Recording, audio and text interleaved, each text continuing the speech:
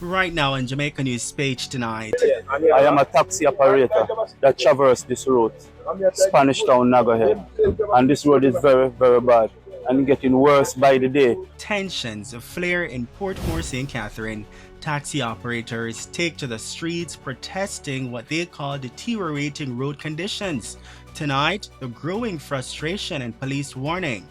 Also tonight, a section of a Westmoreland main road collapses amid unstable weather, raising fresh concerns about safety and infrastructure. And alarming developments in St. Anne. A 12-year-old student was hit by another student who is 13. Hit his head with a metal chair. Tonight, renewed concerns about violence in schools, plus the political water war. 2 of these bottles of water make 1 liter and cost $200.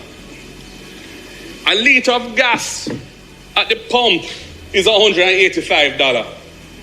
Water costs more than gas in Jamaica. The question is, why would the leader of the opposition go and buy water that costs more than gas when there are other options that are more economical? Welcome or welcome back to Jamaica News Page tonight. News that keeps you connected to what's happening across Jamaica. And we're powered by viewers just like you. Please click subscribe and tap the notification bell to stay connected.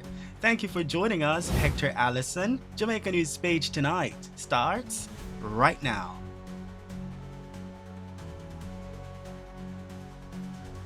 We begin tonight in St. Catherine, where frustration boiled over on the streets of Portmore on Thursday as taxi operators staged a protest over what they described as rapidly deteriorating road conditions. My name is D. Nelson.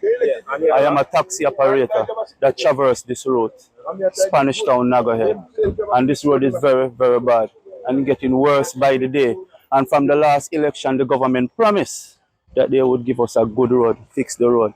And we see election has gone and nobody made no attempt to deal with the road. Now this road is costing us an arm and a leg in the deterioration of our vehicle. And every day, transport authorities on the road penalizing us, examiners on the road digging off our plate penalizing us, and we have to do repair to the vehicle almost every day.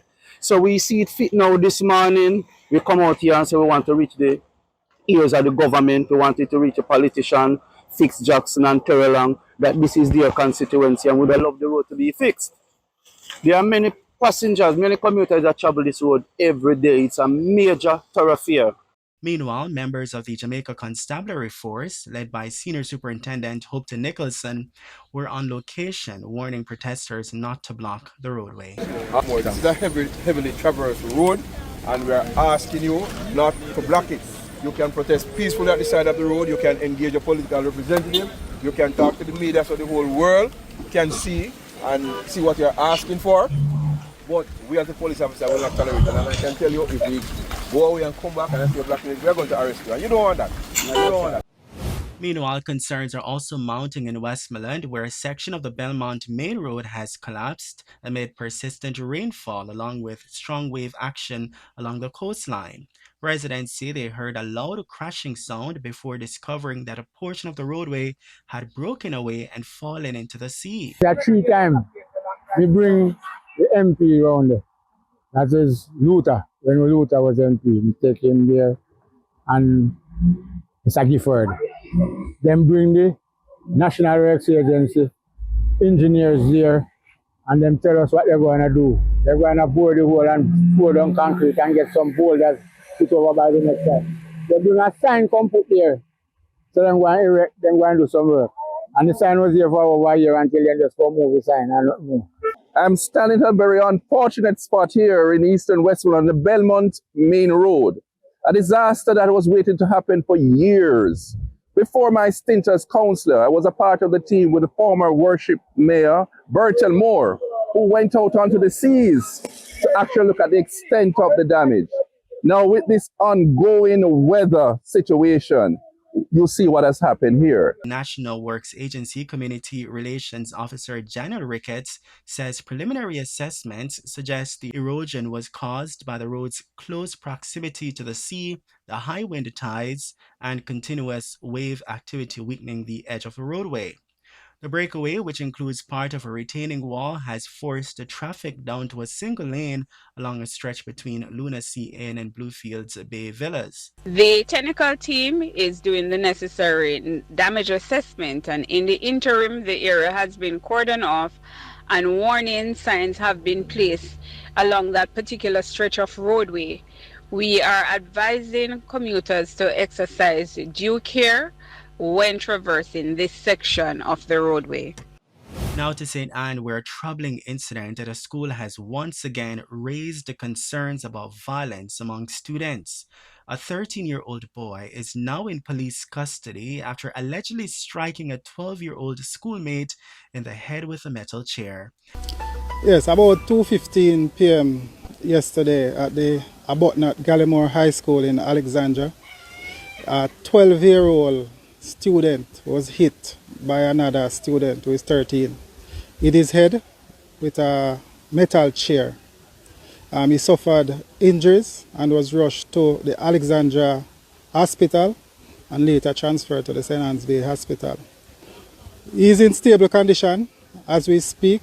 The police have the youngster in custody and the investigations into that are ongoing. But this is another incident in short period after we had that murder at the Ocherias High School, and it is of concern. Conflicts in schools are always happening, but how we deal with them is the issue. And we have SROs that are working at the high schools, and we have regular meetings also. And one thing that we preach is how to deal with conflicts without using violence. In response, the children's advocate Diane Gordon Harrison is sounding the alarm over what she describes as a pattern of extreme aggression among students. She says these incidents highlight a deeper issue that many young people lack the skills needed for conflict resolution. For me, it speaks to a greater issue of an absence of skills or an absence of any willingness to really pursue meaningful conflict resolution strategies. And it really highlights what really is a critical issue among our teenagers that really has to be addressed. Yes, there will be disagreement. Yes, you may feel that aggression is the way, but then after that initial feeling, how do you channel your response to ensure that it is appropriate and it is not one that is predicated upon violence? So very concerned about it, very much concerned about not only the direct victim, but also the other students within the institution and by extension members of the community. And really, I think it provides a very meaningful reminder that this thing called character education, where we teach children not just academics, but social skills that they will need to navigate life and certain circumstances, we really need to pay more attention to that. We are doing our probing just to see how the situation, what the genesis of it was, how it unfolded, whether there were any observant, responsible parties, and so on and so forth. But, you know, to answer the very basic question, there is a duty of care, and only the circumstances can then give us more information as to whether or not that duty of care was properly discharged. Turning now to national matters, Prime Minister Andrew Holness says he remains hopeful that Jamaica's medical cooperation program with Cuba can be adjusted to comply with local laws. More than a year ago, we reviewed the program against our laws and the various multilateral conventions under which we have obligations. And let me say from the outset that the Cuban medical mission has been beneficial to the people of Jamaica. The Cuban doctors and nurses have assimilated quite well in our hospital system and have developed strong bonds with the people they serve. I can say that Jamaicans love them and want them to stay. However, there were some aspects of the program which were brought to the attention of the Cuban counterparts, our Cuban counterparts, to include how personnel were paid, that run counter to our own laws and several international conventions. We were hopeful that adjustments could be made to the program to make it compliant and that we could have reached some agreement where we could continue to have the direct services of the Cuban health professionals who are here. We continue to be hopeful that some agreement, arrangement, some changes can be made to the program. We continue to be. This comes as Jamaicans marked 50 years of Cuba's medical support with a symbolic walk held at the National Heroes Circle in Kingston earlier this week. Participants wore shirts displaying both nations' flags, celebrating decades of cooperation and impact on Jamaica's healthcare system. Meanwhile, the Prime Minister is also defending his decision to accept his nearly $29 million salary package after initially declining it. Madam Speaker, the leader of the opposition only talks.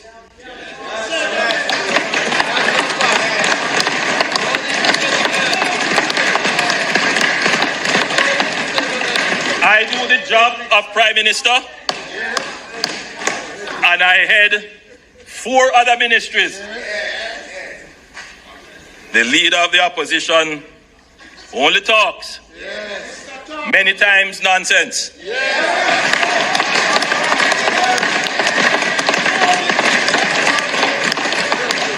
And takes home $27 million.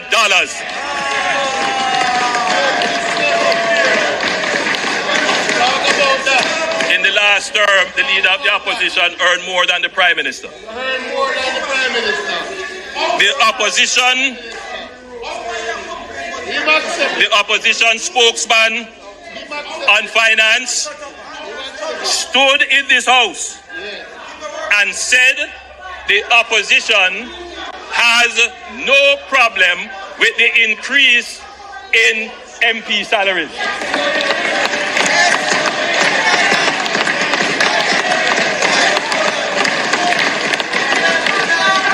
A few days later, the PNP General Secretary put out a release saying they strongly object to the salary increase for cabinet ministers and members of parliament. Yet, Madam Speaker, none of them, with their self-righteous objection, declined to take their salary increase. None of them.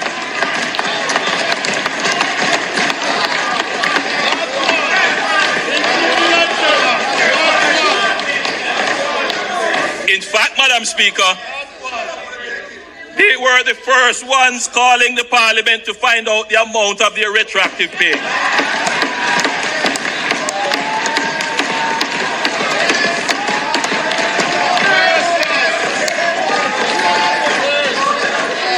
I'll share this with you, Madam Speaker.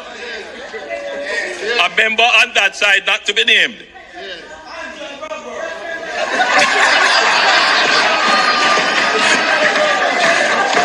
member on that side, not to be named, obviously concerned that the public posture of the PNP could force the government to reverse the pay increase, called to say that I should ignore the statement of the PNP General Secretary and the leader of the opposition, as all their MPs agreed with the increase and could not survive without it. Madam Speaker, I have a gift here, if the standing orders would allow. I want to give it to the leader of the opposition. If you don't want it, that's fine. But I thought it would have been so appropriate. I thought this would be a good.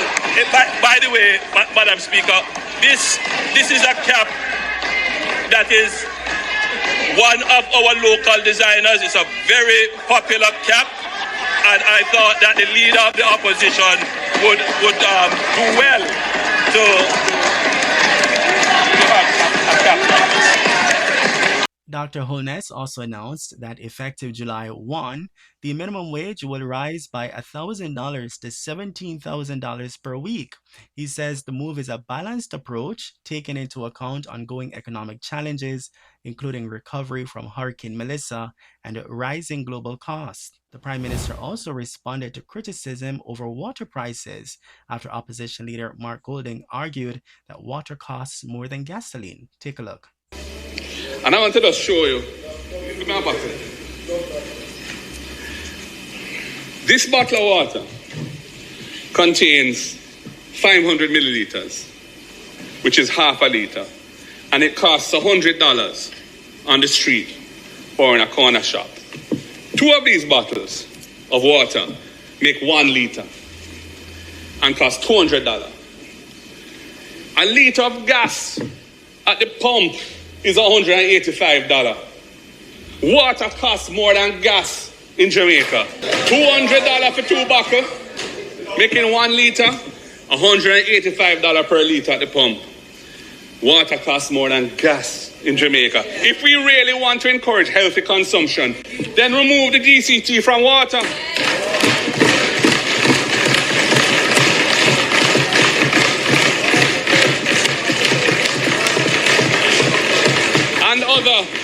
And other healthy alternatives so that the people can afford to buy them. And I think, Madam Speaker, you will agree and permit me if I have a sip of water.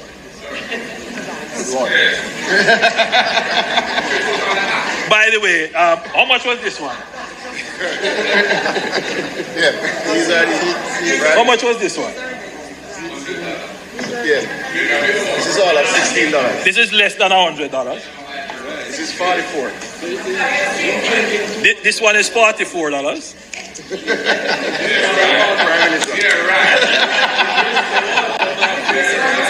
Very nice, very nice.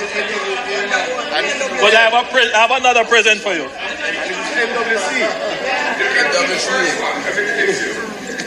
Send this over. Give it another one. We have one for you. This is NWC water. NWC water. With the cost of the bottle, it is $16. So this is about $20, right? Of course, that was I brought it here. $16. No, when I heard.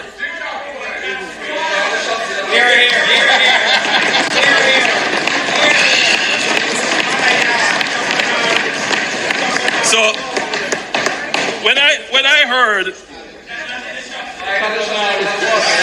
It's in your pipe. $60. When I heard the protestations of the leader of the opposition that water costs more than gas. So yes.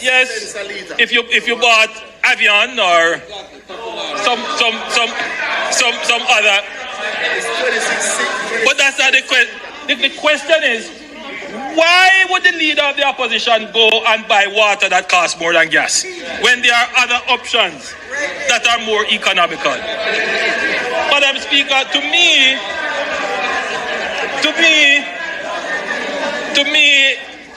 it tells me that I wouldn't trust him with managing my economy. And that's the news on Jamaica News Page tonight. News that keeps you connected to what's happening across Jamaica, and we're powered by viewers just like you. We've got special rewards just for you. When you become a Jamaica News Page member, you'll unlock these special rewards you'll love, including a loyalty badge next to your name in the comments, shoutouts for your birthday, anniversaries, other special moments, and just so much more. Joining is easy. Just click subscribe, then click join, and choose to become a Full Star or Full Elite member right now. That's it, simple and quick. A link to join has been posted in the comments. Please leave a comment so we can welcome you with a shout out. Thank you for joining us, Hector Allison, and also thank you for watching Jamaica News Page tonight. We'll see you in the comments, and be sure to join us again for more news. From all of us here, have a great weekend.